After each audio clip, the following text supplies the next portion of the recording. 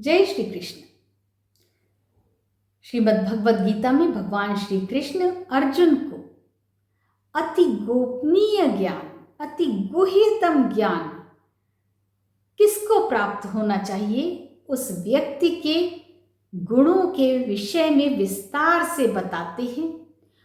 और ये बात वो भगवद गीता के 13वें अध्याय के 8 से लेकर 12 तक के श्लोकों में अर्जुन को बता रहे हैं।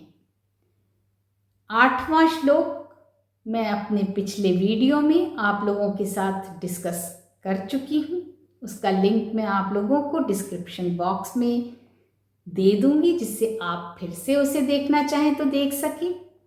आज हम 9वें श्लोक पर चर्चा करेंगे। पहले मैं श्लोक का वाचन करूंगी, उसके बाद मैं श्लोक में उपस्थित हर शब्द का अर्थ बताते हुए श्लोक का भावार्थ समझाऊंगी और इसी के साथ इस वीडियो का अंत होगा। तो आइए श्लोक का वाचन करती हूँ, उच्चारण पर ध्यान दीजिएगा। इंद्रियार्थेषु वैराग्यम अनहंकार एव च जन्म मृत्यु जरा व्याधि दुख दोषानुदर्शनम। इंद्रियार्थेषु अर्थात इंद्रियों के विषय में, towards the objects of senses, वैराग्यम अर्थात विरक्ति यानी डिसपैशन, अनअहंकार यानी अहंकार से रहित, एब्सेंस ऑफ ईगो।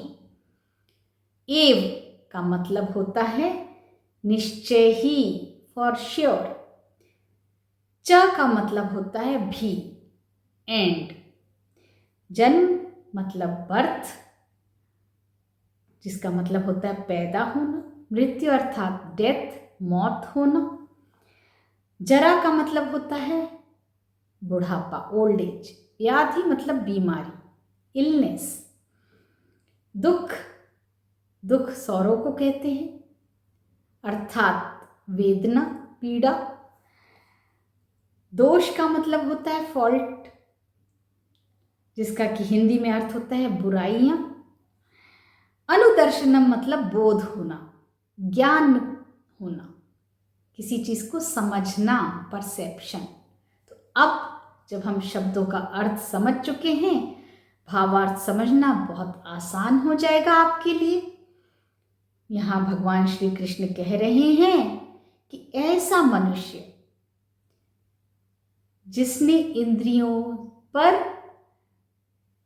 वैराग्य का भाव प्राप्त कर लिया हो और निश्चय ही वो अहंकार से रहित भी हो, इसके साथ ही साथ वो जन्म, मृत्यु, बुढ़ापा और बीमारी जैसी अवस्थाओं के दुखों का ज्ञान रखते हुए, बोध रखते हुए उनमें दोष न देखता हो, वही अति गोपनीय ज्ञान को प्राप्त करने का अधिकारी हो सकता है। तो अब हम यहाँ ये समझने की कोशिश करेंगे कि इंद्रियां कौन सी हैं जिनसे विरक्ति का भाव उत्पन्न होना आवश्यक है। तो इंद्रियां 5 मानी जाती हैं सामान्यतः, जिसमें आँख, नाक, कान, जीभ और त्वचा आती है। लेकिन दर्शन के अनुसार इंद्रियों को 3 भागों में बांटा गया है और 14 इंद्रियां बताई गई हैं, जिसमें सबसे पहले ज्ञानेंद्रियां आती हैं जो 5 हैं, और ये वही हैं जो अभी मैंने बताई, आँख, नाक, कान, जीभ और त्वचा। फिर आती हैं कर्मेंद्रियां, जिसमें शामिल है हाथ, पैर, मुंह, गुदा और लिंग। और फिर आती हैं अंतःकरण की 4 इंद्रियां, जिसमें शामिल हैं मन, बुद्धि, चित्त और अहंकार। उसके बाद न्याय के अनुसार भी इंद्रियों को बांटा गया है 2 भाग में, और यहाँ बहिरिंद्रियां और अंतर इंद्रियां बताया गया है। इंद्रियों को बहिरिंद्रियां में सभी बाहरी इंद्रियां आती हैं, जिसमें सूंघने वाली इंद्री, देखने वाली, छूने वाली, हाथ पैर यानी कर्म करने वाली सब शामिल हैं। और अंतर इंद्रियों में आती है मन, चित्त और बुद्धि। तो अब ये इंद्रियां इसलिए महत्वपूर्ण है क्योंकि इन्हीं आंखों से हम देखते हैं, लेकिन अच्छा और बुरा ये भेद करना तो जरूरी है मनुष्य के लिए।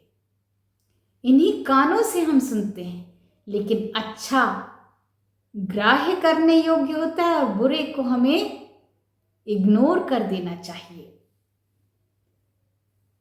यही नाक है, इसी से हम सुगंध और दुर्गंध दोनों को समझ पाते हैं।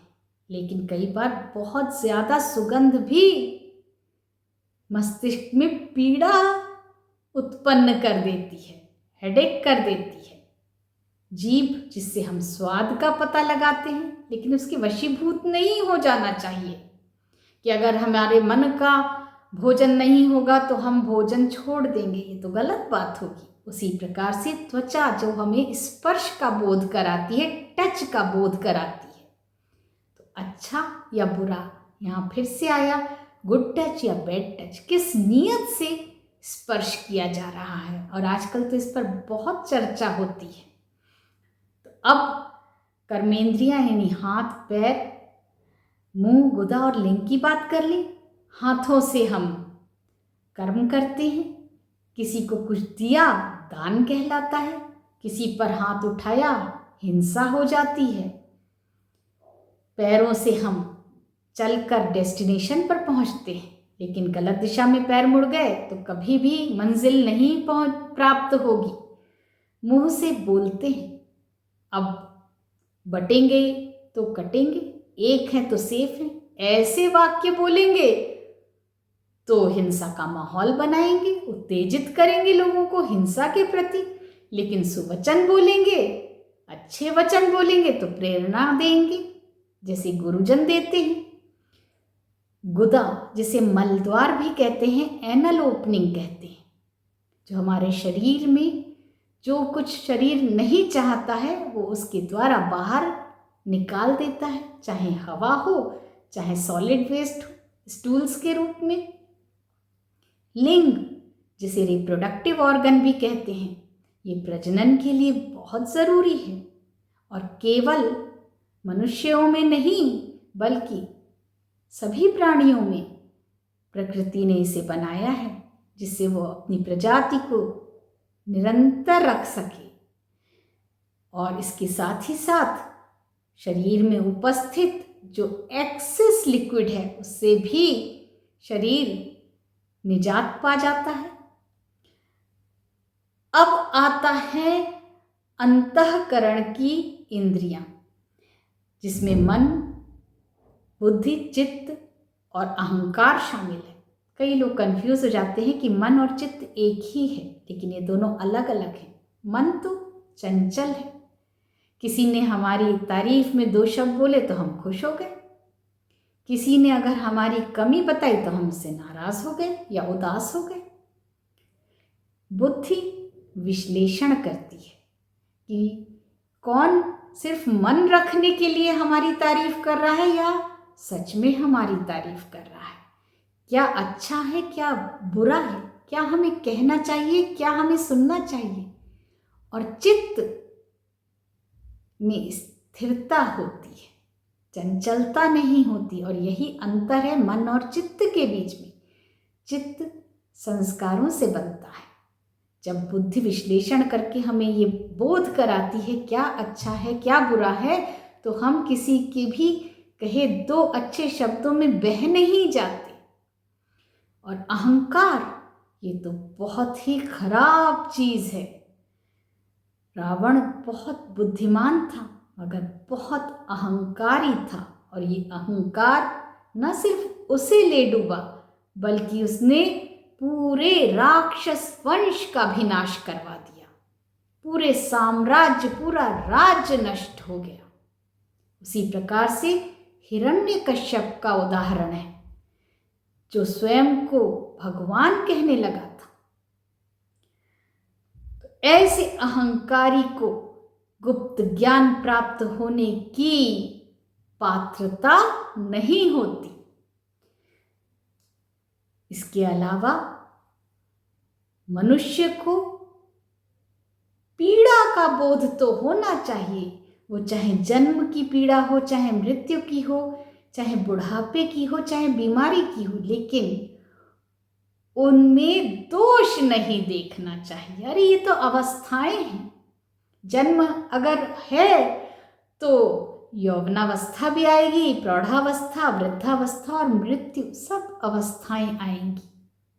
क्योंकि जिसका भी जन्म हुआ है वो प्राणी मृत्यु को तो प्राप्त होगा ही, और इन सारी अवस्थाओं से जब गुजरेगा तो बीमार भी पड़ेगा और बहुत सारी जिम्मेदारियां भी आएंगी।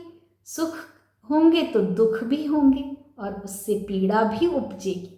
तो इन दुखों का उसे बोध तो हो, परंतु वो इनमें दोष ना देखता हो, तभी वो गुप्त ज्ञान को प्राप्त करने का अधिकारी हो सकता है। तो अब फिर से मैं एक बार इस श्लोक का वाचन करूंगी और फिर इस वीडियो का अंत कर दूंगी। इंद्रियार्थेषु वैराग्यम अनहंकार एव च जन्म मृत्यु जरा व्याधि दुख दोषानुदर्शनम् इति।